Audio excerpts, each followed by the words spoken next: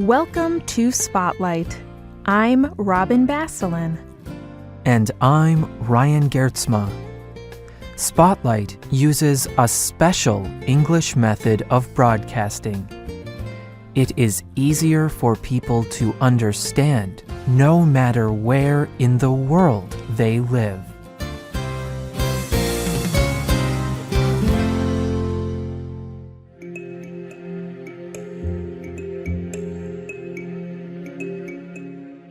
Twesigye Jackson Kaguri sat quietly listening.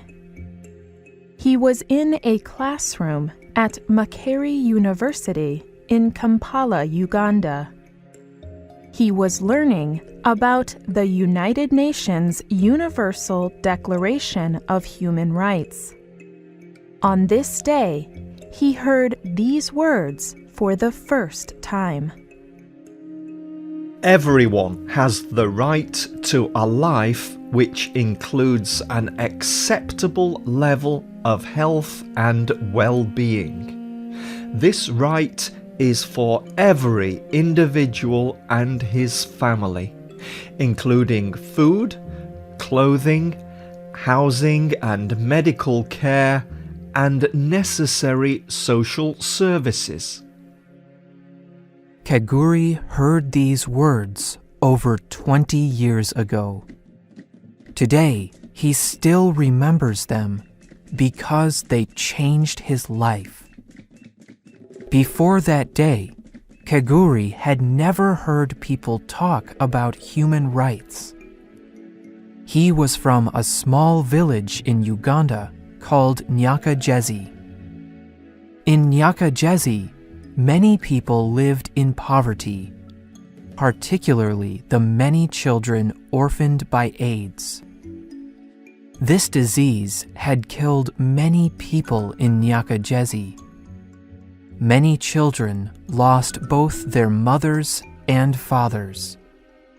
These orphans had few human rights, and Kaguri wanted to change that.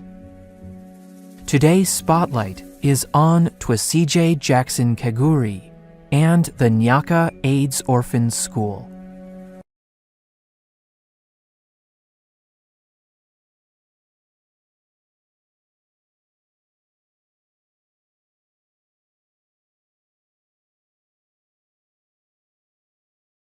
Kaguri understood well the problems caused by the AIDS crisis. His own brother, sister, and his sister's son died from AIDS. Losing his family members was very painful. After his brother's death, Kaguri began supporting his brother's children. He paid for their education and made sure they had food, clothing, and housing. But this caused him to think about his whole village.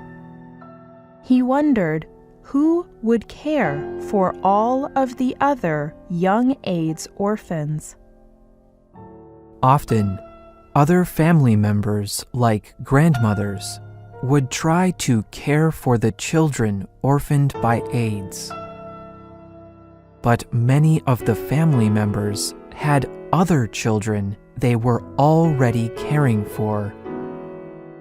Kaguri explained to the news organization CNN, "You see the grandmothers again and again. Their own children have died and left them. Some of them have up to 14 grandchildren to care for in their homes. Sometimes the child is living with HIV or AIDS. They need medicine. The grandmother needs food. They need a house, and nothing is there." After university, Kaguri moved to the United States. There, he continued his studies and began working. But he did not forget Nyaka. He decided to work for human rights in his village, even if he was not there. Each time he returned to Nyaka, he brought supplies for the people. He provided children with school clothes. He gave grandmothers money for food, and he paid school bills. But there were always so many more children that needed help. Kaguri knew he needed to do much more to help the village. He wanted to give the children hope for a better future. So in 2001, Kaguri and his wife made a major decision. They decided to build a school in Nyaka. It would be a school for AIDS orphans. It would provide free education and school clothing.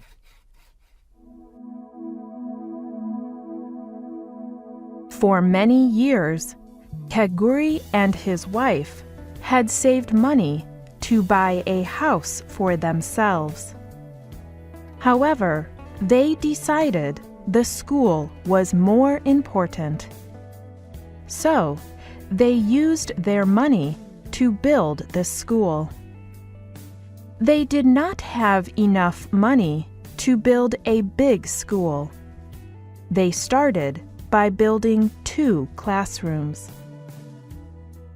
Kaguri knew 2 classrooms would not be enough.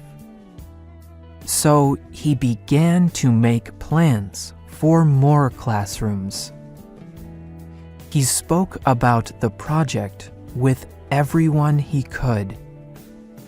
He told his friends in Uganda. He told his friends in the United States. And he told people at his church.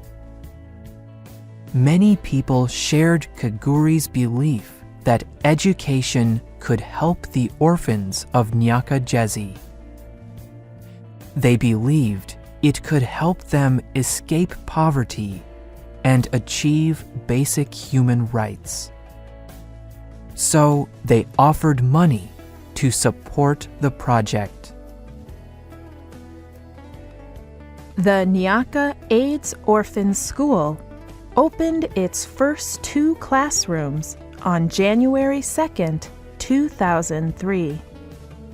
And on the same day, Kaguri began work to build a 3rd classroom.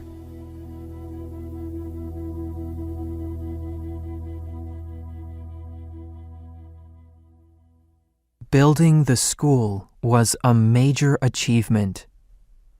However, there were other problems that kept many of the children from attending. Often, children were too hungry to study. Other children stayed away from school because they were sick. And dirty drinking water caused much of the sickness. Kaguri knew the school needed to care for all these problems. So, the school began many other programs. They started feeding meals to the children at school. They also started a seed program.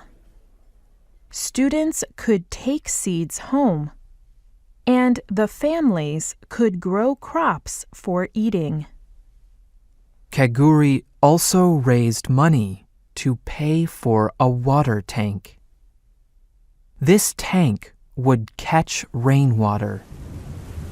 The water in the tank was kept clean, and the children and villagers could pump water out of the tank when they needed it. This clean water reduced disease and sickness. Finally, the school provided the students with basic health care. A trained nurse cared for the children's medical needs. Life for the children orphaned by AIDS improved. And in December 2008, the school held its first graduation ceremony. The whole village celebrated as the first students of Nyaka school finished their primary education. The Nyaka AIDS Orphan School has become a great success. However, Kaguri does not believe it is his success. He told the Huffington Post news organization, I could take credit for the students' success, but without God's guidance every day, Nyaka school would not exist.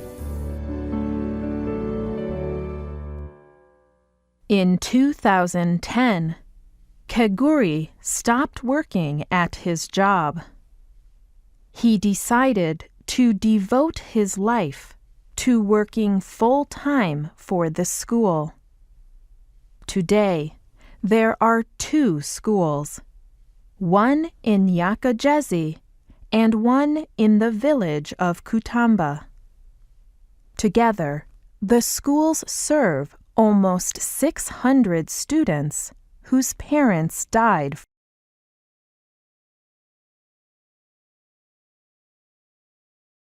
Kaguri's work is now even larger than the schools. He has also helped build a health center, more clean water tanks, and a library for books. Kaguri continues to dream of doing even more, and he encourages other people to do the same.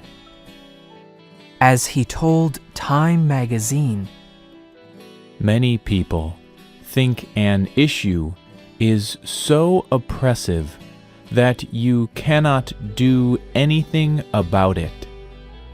I believed that I could make a difference.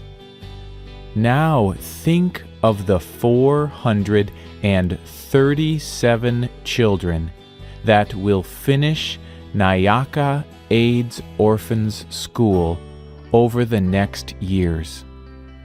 The power of one person is going to increase and affect so many. The writer of this program was Courtney Scott. The producer was Michio Ozaki. The voices you heard were from the United States and the United Kingdom. All quotes were adapted for this program and voiced by Spotlight. This program is called Nyaka AIDS Orphans School. we hope you can join us again for the next Spotlight program. Goodbye.